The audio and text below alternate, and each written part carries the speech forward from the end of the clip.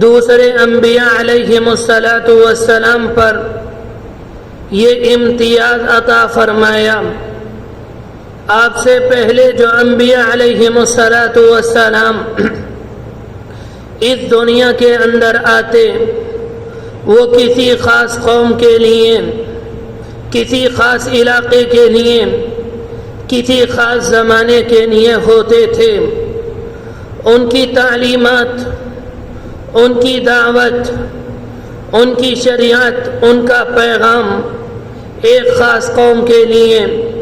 ایک خاص علاقے کے لیے، ایک خاص زمانے کے لیے ہوتا تھا۔ جیسے موسیٰ علیہ السلام کو اللہ تبارک و تعالی نے بنی اسرائیل کی جانب نبی بنا کر مبعوث فرمایا، تو موسیٰ علیہ السلام کی دعوت، ان کی شریعت صرف بنی اسرائیل کے لیے تھی۔ بنی اسرائیل کے علاوہ دنیا کے اندر جو قومیں تھیں، جو لوگ تھے، ان کے لیے موسیٰ علیہ السلام کی دعوت نہیں تھی۔ بالکل اسی طرح سے اللہ تبارک و تعالی نے قوم عاد کی جانب حضرت ہود کو بھیجا، قوم سمود کی جانب حضرت صالح کو بھیجا، مدائن کی جانب حضرت شعیب علیہ السلام کو بھیجا۔ ان انبیاء علیہم السلام کی دعوت ایک خاص قوم کے لیے، ایک خاص علاقے کے لیے، ایک خاص زمانے تک محدود تھی۔ جب نبی اکرم صلی اللہ علیہ وسلم اس دنیا کے اندر تشریف لائے، آپ ایک خاص علاقے کے، آپ ایک خاص زمانے کے، خاص قوم کے نبی بنا کر نہیں بھیجے گئے۔ جب آپ اس دنیا کے اندر آئے، قرآن مجید میں اعلان کر دیا گیا، وَمَا أَرْسَلْنَاكَ إِلَّا كَافَةً لِلنَّاسِ بَشِيرًا وَنَذِيرًا، ہم نے آپ کو دنیا کے تمام انسانوں کے لیے بشیر اور نذیر بنا کر بھیجا ہے۔ اور اسی بات کا اعلان آپ علیہ السلام نے بالفاظ دیگر اس طرح سے کیا تھا، یا ایھا الناس انی رسول اللہ الیکم جمیعا۔ اب قیامت تک جتنے لوگ اس دنیا کے اندر آئیں گے، میں سب کا نبی ہوں۔ معلوم ہوا آپ کی تعلیمات، آپ کی دعوت، آپ کی شریعت پوری دنیا کے لیے اور قیامت تک پیدا ہونے والے ہر انسان کے لیے۔ آپ کی دعوت کے، آپ کی تعلیمات کے دو پہلو، ایک پہلو وہ ہے جس میں شریعت کا بیان ہے کہ یہ چیز حلال ہے، یہ حلال نہیں، یہ چیز حرام ہے، یہ چیز حرام نہیں، یہ کام جائز ہے، یہ جائز نہیں، یہ عمل فرض ہے، یہ عمل فرض نہیں، یہ عمل واجب ہے، یہ عمل واجب نہیں۔ یہ آپ کی تعلیمات کا ایک پہلو۔ آپ کی تعلیمات کا دوسرا پہلو وہ ہے جس میں آپ نے آنے والے زمانے میں آپ کی امت کو کن حالات کا سامنا کرنا ہے، آپ کی امت کو کن مسائل سے دوچار ہونا ہے۔ جب وہ حالات آئیں گے، جب ان مسائل سے آپ کی امت دوچار ہوگی، اس وقت امت کو کیا طرز عمل اختیار کرنا ہے، آپ نے اس کی بھی تعلیم دی۔ آپ کو اپنی امت کی بڑی فکر تھی، آپ ہمیشہ فکر مند رہتے، آپ پریشان رہتے، آپ سوچ میں ڈوبے رہتے۔ صحابہ اکرام کہتے ہیں، ہم نے آپ کو کبھی کھلکھلا کر ہنستا ہوا نہیں دیکھا۔ ہم جب آپ کو دیکھتے ہمیں ایسا لگتا کہ غموں کا ایک بادل آپ کے اوپر چھایا ہوا ہے۔ میرے بھائیوں، آپ کا وہ غم کیا پیسے حاصل کرنے کے لیے تھا؟ کیا اپنی سیاست چمکانے کے لیے تھا؟ کیا اپنی معیشت کو ترقی دینے کے لیے تھا؟ وہ غم ان باتوں کا نہیں تھا، وہ غم اس بات کا تھا کہ اللہ نے مجھے جن لوگوں کی جانب نبی بنا کر بھیجا ہے، میں انہیں کیسے غیر اللہ کی عبادت سے روک کر اللہ کی عبادت کی طرف لے کر آؤں۔ یہ جو شراب پی رہے ہیں، میں ان کی شراب کو کیسے چھڑواؤں، یہ جو زنا کر رہے ہیں میں ان کی بدعملی سے ان کو کیسے روکوں، یہ جو اپنے بچوں کو قتل کر رہے ہیں میں اولاد کے قتل سے انہیں کیسے روکوں۔ آپ کو اس بات کا غم تھا، آپ اتنے پریشان رہتے، اتنے پریشان، آپ غمگین رہتے۔ جبرائیل امین بار بار قرآن مجید کی آیتیں لے کر آتے اور ان آیتوں کے ذریعے آپ کو تسلی دی جاتی۔ ایک موقع پر آپ بہت زیادہ پریشان، جبرائیل امین قرآن مجید کی آیت لے کر آئے، لعلک باخع نفسک الا یکونوا مؤمنین، اے پیغمبر ان کے ایمان لانے کی وجہ سے، ان کے ایمان نہ لانے کی وجہ سے آپ اپنے آپ کو ہلاک نہ کیجیے۔ حدیث شریف کے اندر آتا ہے ایک موقع پر آپ نے یہ بات ارشاد فرمائی، میری مثال اس انسان کی طرح ہے جس نے آگ جلائی ہو، آگ کو دیکھ کر پروانے اس پر آ کر آگ میں گرنے لگے ہوں، وہ اللہ کا بندہ پروانوں کو، کیڑے مکوڑوں کو آگ سے دور کر رہا ہو کہ یہ جل کے آگ میں نہ گریں۔ آپ نے کہا میری مثال یہی ہے، میں تمہیں جہنم کی آگ سے بچا رہا ہوں، انا آخذ بحجزکم، میں تمہاری کمر پکڑ کے، میں تمہاری پیٹھ پکڑ کر تمہیں جہنم کے گڑھے سے پیچھے گھسیٹ رہا ہوں، تم ہو کہ اس میں چھلانگ لگانے کو تیار۔ آپ علیہ السلام کو اپنی امت کی اتنی فکر تھی، اتنی فکر تھی، آپ کو تنہا ان کی فکر نہیں تھی جو آپ کے زمانے میں آپ کے صحابہ موجود، بلکہ قیامت تک آنے والے جن کو آپ نے دیکھا نہیں تھا، آپ کو ایک ایک انسان کی فکر تھی۔ جبھی تو آپ نے بتایا تھا لوگوں کو کہ تمہارے زمانے میں یہ حالات پیش آئیں گے، تمہارے زمانے میں تمہیں اس طرح سے مارا جائے گا اور گھسیٹا جائے گا۔ آپ نے فرمایا تھا اس طرح سے فتنے آئیں گے۔ ایک موقع پر آپ نے فرمایا تھا یقع الفتن فی بیوتکم کوقع المطر، تمہارے گھروں میں فتنے اس طرح سے گریں گے جس طرح سے آسمان سے بارش کا پانی گرتا ہے۔ آسمان کے پانی سے اس لیے تشبیہ دی گئی جس طرح سے بارش کا پانی زمین پر کثرت کے ساتھ گرتا ہے۔ آپ نے فرمایا بالکل اسی طرح سے آنے والے زمانوں میں تمہارے گھروں کے اندر فتنے گریں گے۔ اس کے بعد آپ نے فرمایا تھا فتنے اتنے خطرناک ہوں گے، یصبح الرجل مؤمنا ویمسی کافرا ویمسی مؤمنا ویصبح کافرا، آدمی صبح میں مؤمن ہوگا، شام کو کافر ہو جائے گا، شام میں مؤمن ہوگا اور صبح میں کافر ہو جائے گا۔ اس بات کو سمجھنا ہمارے اس زمانے نے بہت آسان کر دیا۔ کتنی مسلم بچیاں ایسی ہیں جو غیروں کے ساتھ شام میں چلی جاتی ہیں، وہ بچیاں صبح میں مؤمن ہوتی ہیں، شام کو کافر ہو جاتی ہیں۔ جو بچیاں صبح میں جاتی ہیں وہ شام میں مؤمن ہوتی ہیں، صبح میں کافر ہو جاتی ہیں۔ اس کے بعد آپ نے فرمایا تھا یبیع دینہ بعرض من الدنیا، فتنے اتنے خطرناک ہوں گے انسان دنیا کے چند پیسوں کی خاطر اپنے دین کو بیچ دے گا۔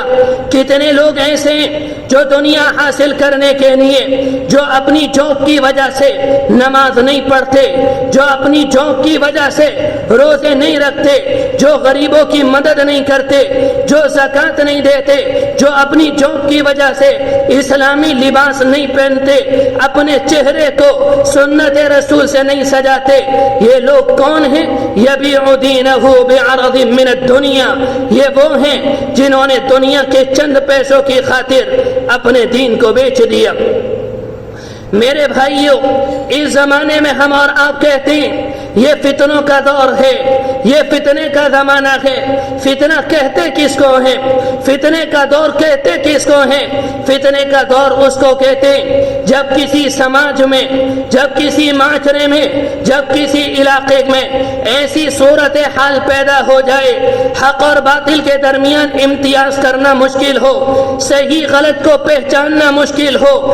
خالص اور غیر خالص میں خلط ملط کر کے لوگ فروخت کرنے لگیں، جب یہ ساری کی ساری بات باتیں پائی جائے، کہا جائے گا یہ فتنوں کا دور ہے۔ جب کسی سماج کے اندر فسق و فجور عام ہو جائے، نافرمانیاں عام ہو جائیں، معصیتیں حد سے بڑھ جائیں، لوگ شرابیں پینے لگیں، لوگ زنا کاری کرنے لگیں، لوگ جوا کھیلنے لگیں اور گناہ کرنے میں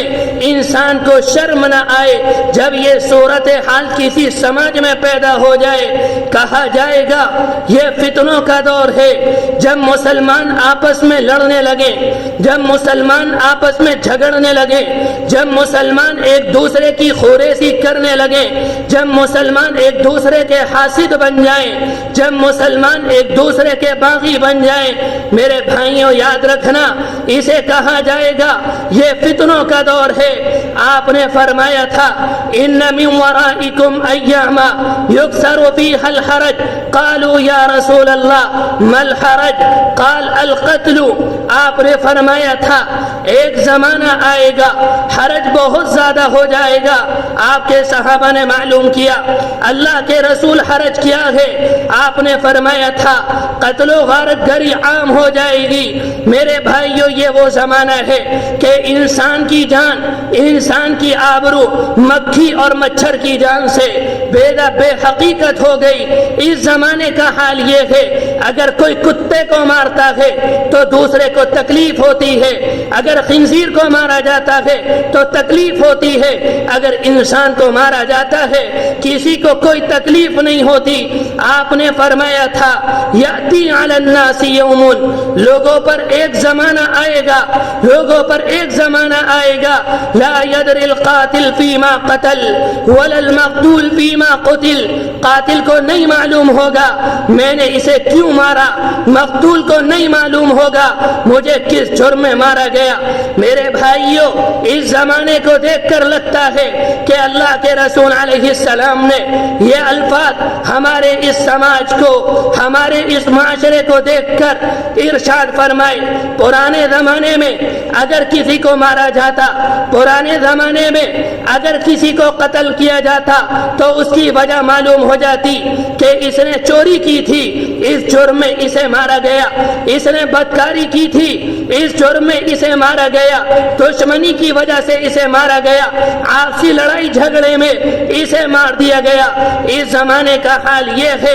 ایک سیدھا سادہ انسان سڑک پر چل رہا ہوتا ہے جس سے کسی کو کوئی مطلب نہیں، کسی سے کچھ لینا نہیں، کسی کو کچھ دینا نہیں، کسی سیاسی جماعت سے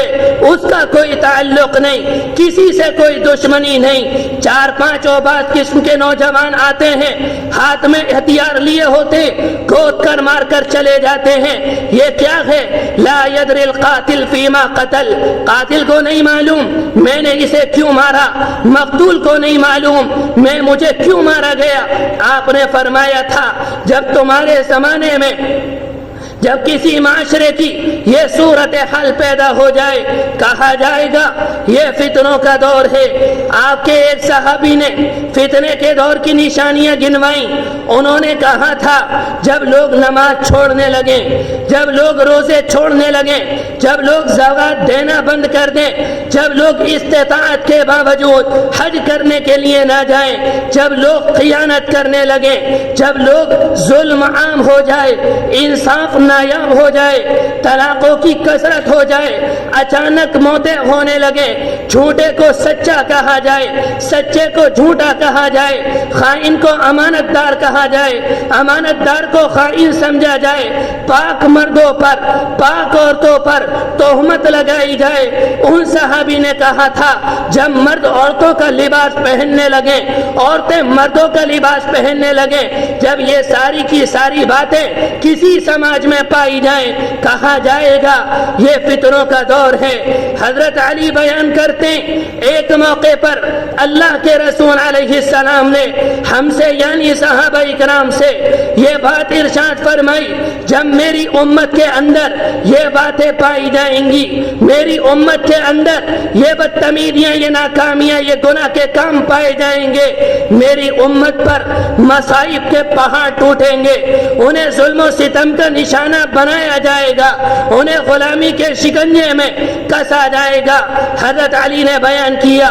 آپ نے فرمایا تھا جب سرکاری خزانے لوٹے جانے لگے، آپ نے فرمایا تھا جب بیوی کی خوشنودی کرنے لگے، جب انسان ماں کو ناراض کرنے لگے، جب انسان باپ کے ساتھ بدسلوکی کرے اور اپنے دوست کے ساتھ حسن سلوک کرے، آپ نے فرمایا تھا جب میری امت کے لوگ شراب کو حرام شراب کو شربت کہہ کر حلال کرنے لگے۔ اس زمانے میں کہا جاتا ہے یہ وہ شراب نہیں جس کو نبی نے حرام کہا تھا۔ آج شراب کے حلال ہونے پر مضامین لکھے جاتے ہیں، مقالات لکھے جاتے ہیں، کہتے ہیں یہ شراب نہیں، یہ تو جو کا پانی ہے، یہ دوسرے شربتوں کی طرح ایک شربت ہے۔ میرے بھائیوں، یہ وہی بات ہے جسے آپ نے فرمایا تھا جب میری امت کے لوگ شراب کو شربت کہہ کر حلال کرنے لگے، آپ نے فرمایا تھا جب میری امت کے لوگ سود کو تجارت کہہ کر حلال کرنے لگے،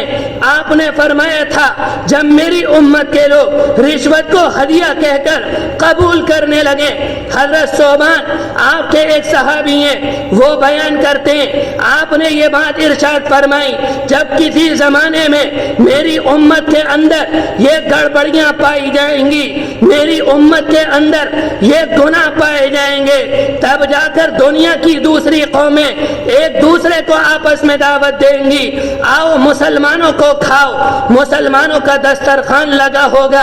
اور مسلمانوں کی حیثیت دسترخوان پر چنے ہوئے کھانے کی ہوگی، دوسری قومیں آپس میں ایک دوسرے کو دعوت دیں گی، آؤ مسلمان کو کھاؤ، ان کا قتل عام کرو، ان کا خون بہاؤ، انہیں سمندر میں نہلاؤ، انہیں آگ کے سمندر میں نہلاؤ۔ جب آپ نے یہ بات ارشاد فرمائی، آپ کے ایک صحابی بیٹھے ہوئے تھے، انہوں نے معلوم کیا اللہ کے رسول جب وہ زمانہ آئے گا جب مسلمانوں کا قتل عام ہوگا اور لوگ مارنے کے لیے مسلمانوں کو آپس میں ایک دوسرے کو دعوت دیں گے، کیا ہماری تعداد کم ہوگی؟ آپ نے فرمایا نہیں نہیں، ایسا نہیں ہوگا، تمہاری تعداد بہت زیادہ ہوگی، بہت زیادہ ہوگی، مگر تمہاری حیثیت سیلاب میں بہتے ہوئے تنکے کی ہوگی، جیسے تنکے کا اپنا کوئی اختیار نہیں ہوتا، اپنی کوئی طاقت نہیں ہوتی، اپنا کوئی فیصلہ نہیں ہوتا، اسی طرح سے تمہارا حال یہ ہوگا، تمہاری اپنی کوئی طاقت نہیں ہوگی، تمہارا اپنا کوئی اختیار نہیں ہوگا، دنیا کی قومیں تمہیں ماریں گی۔ صحابہ اکرام نے معلوم کیا اللہ کے رسول جرم کیوں ہوگا، انہیں کیوں مارا جائے گا؟ آپ نے فرمایا جب میری امت کے اندر یہ گناہ عام ہو جائیں گے، اللہ غیروں کے دل سے تمہارا رعب نکال دے گا اور مسلمانوں کے دلوں میں غیروں کا خوف ڈال دے گا، مسلمان بزدل ہو جائیں گے۔ جب صحابہ اکرام نے سنا مسلمان اور بزدل، ان کی سمجھ میں یہ بات نہیں آتی کہ مسلمان بزدل کیسے ہو سکتا ہے، اس لیے کہ انہوں نے میدان بدر میں، انہوں نے میدان احد نے، انہوں نے غزوہ خندق کے موقع پر مسلمانوں کے کارنامے دیکھے، انہوں نے کہا اللہ کے رسول مسلمان بزدل کیسے ہو سکتا ہے؟ ان کی سمجھ میں یہ بات اس لیے نہیں آ رہی تھی۔ آپ صحابہ اکرام کو لے کر ایک غزوے کے اندر گئے، کسی وجہ سے آپ کے ایک صحابی پیچھے رہ گئے، چار دشمن آئے، ان صحابی کو آ کر گھیر لیا، دوسرے صحابی نے دیکھا، وہ تیزی سے ان کے پاس گئے، ان سے جا کر یہ بات کہی تم اکیلے ہو، تمہاری طاقت کم ہے، یہ تعداد میں زیادہ ہیں، تم ان سے لڑائی مت کرو، تم ان سے مت الجھو۔ جب ان صحابی نے یہ بات کہی، وہ صحابی جو دشمنوں کے نرغے میں کھڑے ہوئے تھے، جو شکنجے میں کسے ہوئے تھے، ان کی زبان سے بے ساختہ یہ الفاظ نکلے، میں تمہیں قسم دیتا ہوں تم میرے اور میری جنت کے درمیان حائل ہونے کی کوشش مت کرو۔ صحابہ اکرام بزدلی کو نہیں جانتے تھے۔ جب آپ نے یہ بات کہی، ان کی سمجھ میں یہ بات نہیں آ رہی تھی کہ مسلمان بزدل کیسے ہو سکتا ہے۔ آپ نے فرمایا جب مسلمان آخرت کو فراموش کر دے اور دنیا کو آخرت پر ترجیح دینے لگے، پیسہ حاصل کرنے کے لیے نماز چھوڑنے لگے، پیسہ حاصل کرنے کے لیے روزے چھوڑنے لگے، پیسہ حاصل کرنے کمانے کے لیے زکات دینا بند کر دے اور زندگی کو موت پر ترجیح دینے لگے، موت سے نفرت کرنے لگے، جب مسلمانوں کے اندر یہ باتیں پائی جائیں گی مسلمان بزدل ہو جائیں گے اور اللہ غیروں کے دلوں سے ان کا رعب نکال دے گا۔ جب مسلمانوں کے اوپر یہ حالات آئے، آپ کی تعلیم کیا ہے؟ آپ نے پہلی بات ارشاد فرمائی تلزم جماعت المسلمین و امامہم، مسلمانوں کی جماعت کے ساتھ ہو جانا، ان کے ایمان کی پیروی کرنا۔ ہو سکتا ہے کوئی بھائی یہ کہے ہماری سمجھ میں نہیں آتا کون حق پر ہے کون حق پر نہیں۔ اللہ کے رسول علیہ السلام نے یہ بات ارشاد فرمائی جب تمہاری سمجھ میں یہ نہ آئے کون حق پر ہے کون حق پر نہیں، تم اپنے گھر کا ٹاٹ بن جانا، تم اپنے گھر کا قالین بن جانا، تم اپنے دروازے کو بند کر لینا، اپنے گھر سے مت نکلنا۔ میرے بھائیو، جب اللہ کے رسول علیہ السلام اس دنیا سے گئے، صحابہ اکرام کا زمانہ آیا، خلافت راشدہ کے آخری دور میں صحابہ اکرام کے درمیان اختلاف ہوا، حضرت علی رضی اللہ عنہ کے درمیان، حضرت امیر معاویہ رضی اللہ عنہ کے درمیان اختلاف ہوا، جنگ کی نوبت آئی، صحابہ اکرام شہید ہوئے۔ اس زمانے میں صحابہ اکرام کی 3 جماعتیں تھیں۔ ایک جماعت وہ تھی جن کا سمجھنا یہ تھا کہ حضرت علی حق پر ہیں، انہوں نے حضرت علی کا ساتھ دیا، انہوں نے حضرت علی کو اپنا امام سمجھا۔ بعض صحابہ وہ تھے، دوسری جماعت وہ تھی جن کا کہنا یہ تھا امیر معاویہ رضی اللہ عنہ حق پر ہیں، انہوں نے انہیں اپنا امیر جانا، انہوں نے ان کا ساتھ دیا۔ میرے بھائیوں، صحابہ اکرام کے زمانے میں صحابہ کی سمجھ میں نہیں آ رہا تھا کون حق پر ہے کون حق پر نہیں۔ اس زمانے میں اور آپ کیسے فیصلہ کر سکتے ہیں کون حق پر ہے کون حق پر نہیں؟ صحابہ اکرام میں تیسری جماعت وہ تھی جنہوں نے نہ ان کا ساتھ دیا نہ ان کا ساتھ دیا، انہوں نے اپنے گھروں کے دروازے کو بند کر لیا۔ ان میں عبداللہ ابن عمر رضی اللہ عنہ ہیں، یہ اپنے گھر میں بیٹھے ہوئے، ایک صحابی ان کے پاس آئے اور آ کر یہ بات کہی کہ باہر حق اور باطل کا مارکا ہو رہا ہے، آپ گھر کے اندر بیٹھیں، آپ گھر سے نکل کر باہر آئیے، جو حق پر ہیں ان کا ساتھ دیجئے۔